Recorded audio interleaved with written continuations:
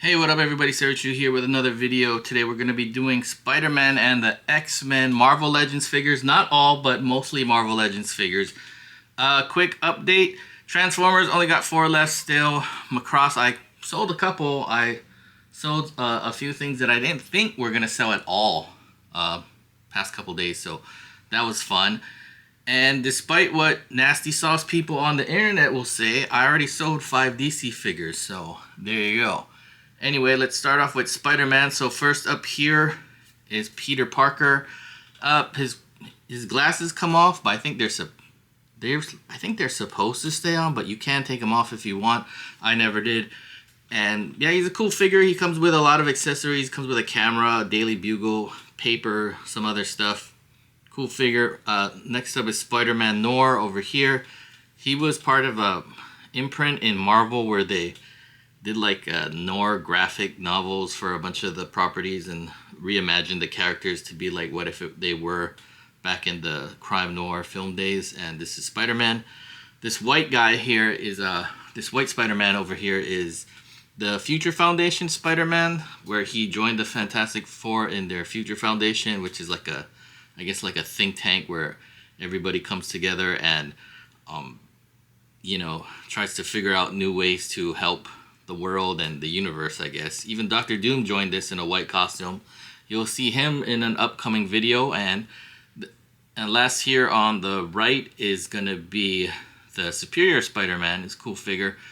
Very good storyline. I recommend if you're into comics, go and you haven't read the Superior Spider-Man storyline, go ahead and read it. It's where Doc Ock takes over Peter's body and he decides that he's gonna be a way better Spider-Man than Peter. Really good story. Check that out. Then next up, we've got some MCU Spider-Man figures. So here we got the Andrew Garfield Spider-Man. Sorry, I was posing him for the thumbnail, so he's a little out of whack. But yeah, the Andrew Garfield Spider-Man. This is No Way Home release, but it's pretty much the same as his costumes in the amazing movies that he filmed.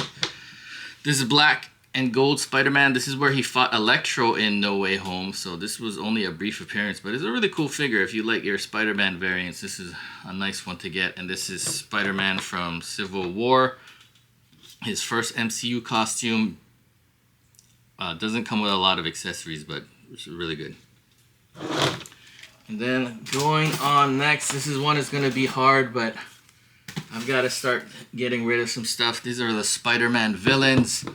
And if you collect Spider-Man, you know that getting all his villains is a really tough task. They're hard to get. It'll take years and years for them to release everybody, and it's just a huge pain. So first off, we got Rhino. This is his Build-A-Figure. Well, this is not the Build-A-Figure. I'm sorry. So this is the Retro Wave Spider-Man Retro release, but I'm pretty sure this is the same thing as the Build-A-Figure, probably just a little bit of different paint apps. Then we got classic Doc Ock over here and classic Vulture.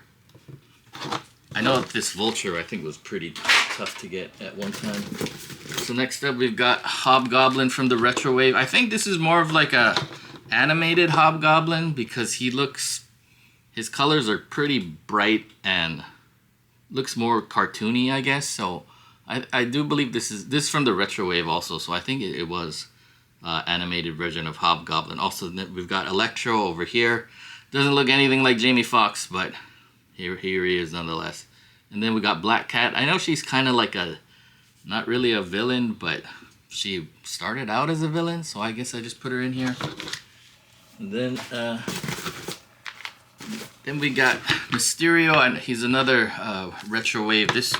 He had come carded in another series, a regular Marvel Legends series, and it was really tough to get. I think that release, his cape was purple and the green was darker, but this one is a Retro Wave release, and I think it looks more comic accurate. I may be wrong, but for me, I think it's more comic accurate.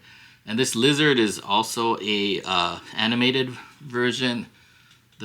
I don't think they've ever really released a nice Marvel Legends Lizard figure. The Build-A-Figure was really big and he looked kind of I don't know, it was very stylized, so I didn't really care for it. But this lizard is cool. If you just want a basic lizard figure, this is the way to go. And then we got Chameleon over here. He's pretty cool. Like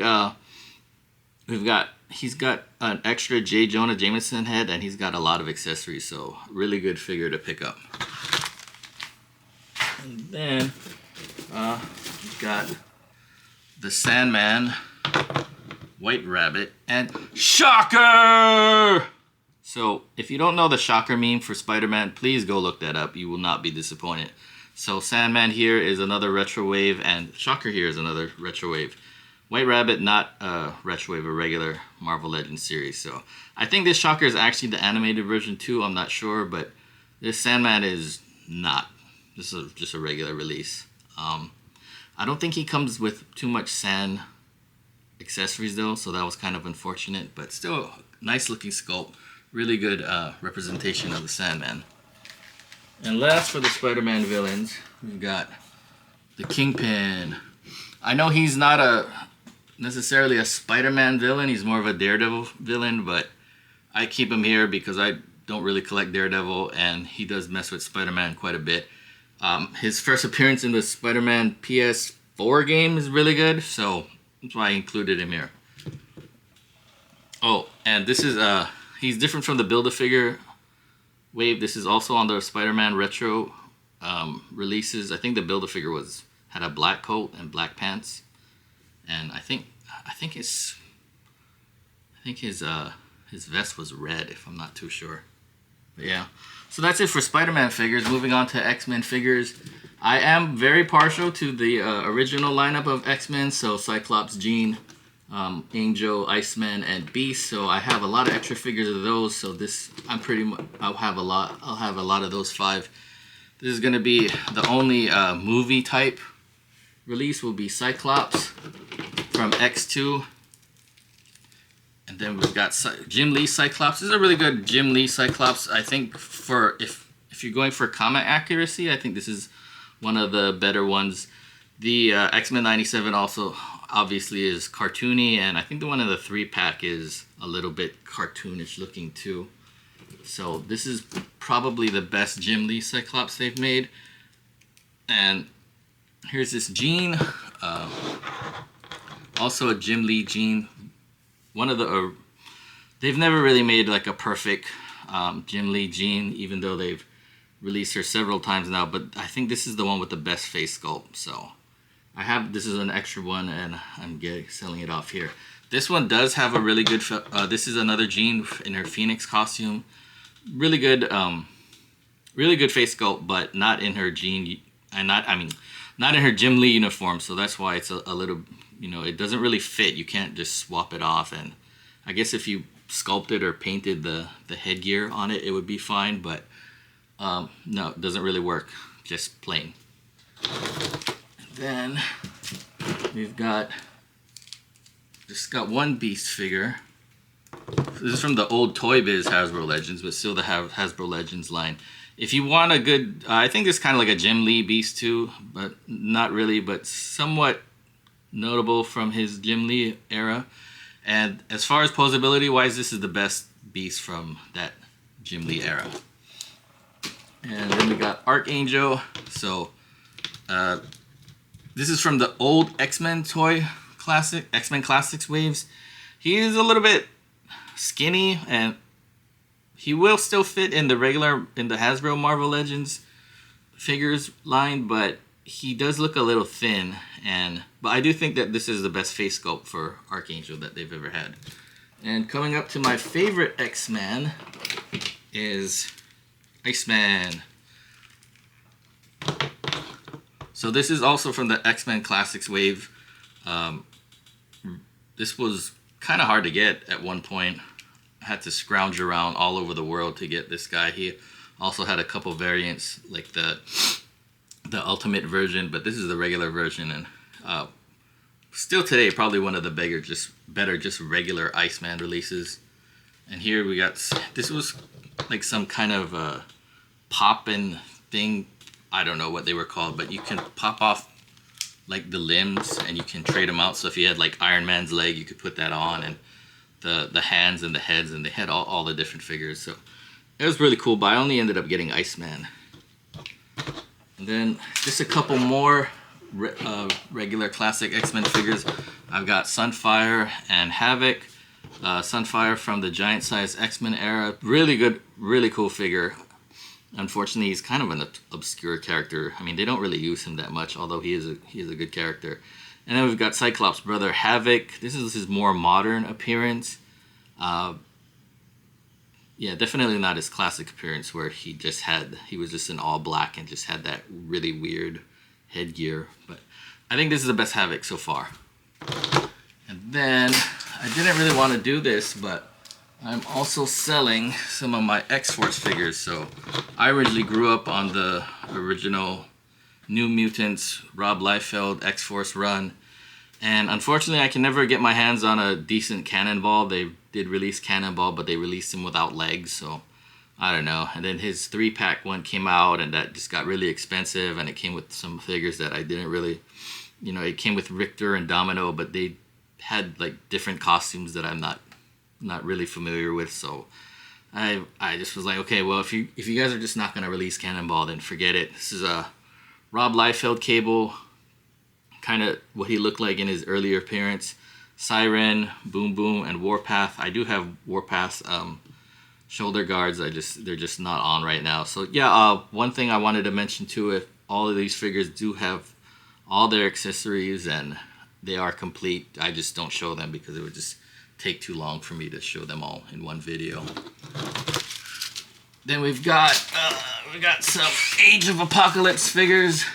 So this is probably my favorite X-Men storyline of all time. So they, what happened was they did like a what if scenario where what if Charles Xavier, Professor X, died before he formed the X-Men. So Magneto ended up forming him, but then Apocalypse took over the world and everybody was scrambled up. Everybody was in different places. Some guys were on the X-Men who were villains, and some villains were like former X-Men and so forth. It was just a really cool storyline. So this is Morph. He was on the X-Men animated series, but he died in like the first episode. But he was a really popular character, so they just plugged him into the Age of Apocalypse storyline. And then here's Sunfire in his Age of Apocalypse look, which is I think a lot cooler. One of the best character designs I've ever seen. I really like this character design. And then we've got Shadowcat and Iceman. And rounding out the Age of Apocalypse figures is Blink, one of the most popular characters in the Age of Apocalypse storyline. She didn't really have a main universe, comic universe, the 616 counterpart, although she did, but she was like a background character who died really quickly, and then they decided to put her in Age of Apocalypse. She got really popular, so then they made the Exiles comic and did some other things with her, but this is her in her original Age of Apocalypse costume. And then we got Rogue, who was actually the leader of the X-Men in the Age of Apocalypse storyline, along with Magneto. This was before she became the leader in the main 616 universe. And then finally, we've got some X-Men villains here. We got some Moira, McTaggart, and Emma. Emma's not really a villain anymore, but I just put her here because, I remember her as the White Queen, bad guy, member of the Hellfire Club and the Hellions. And Moira McTaggart, villain in the villains? What's up with that? I don't know. Maybe you should read some current storylines. And then we got Sabretooth over here. I don't think this is quite accurate to the Jim Lee costume, but it is still a really good figure. One of the better Sabretooth figures out there. The only reason why I'm selling him is I tend to not like characters' faces and a specific expression. I just like them to be plain, closed mouth, whatever. And then this guy is screaming, so I kind of don't like that. But that's just me. And then rounding out the last Marvel Legends figure is this Apocalypse Build-A-Figure. Not really that all comic accurate. His only real comic accurate figure was that Build-A-Figure from the Toy Biz era, and that just was kind of goofy. It was also really big, which kind of hard to display with all the other X-Men figures since he's so large. But yeah, this is probably the next best thing.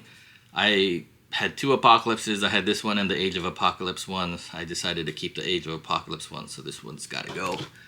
And this one, last figure in this video, but not least, is a Marvel Select Juggernaut. Now, this dude is huge. He's big. He's way bigger than the Marvel Legends Build-A-Figure release and the one that came with the Colossus 2-pack. But yeah, this guy's pretty big. He's also, you know, I can't really show it on this video, but this dude is heavy. He's like 3 pounds. There's none of this is hollow. This is all just hard plastic that they sculpted him and released him. So really cool Juggernaut figure. I would keep him, but I just decided to just keep it straight Marvel Legends. But if you want like a bigger Juggernaut to go with your X-Men, this is the way to go. And yeah, that's it for my X-Men and Spider-Man figures.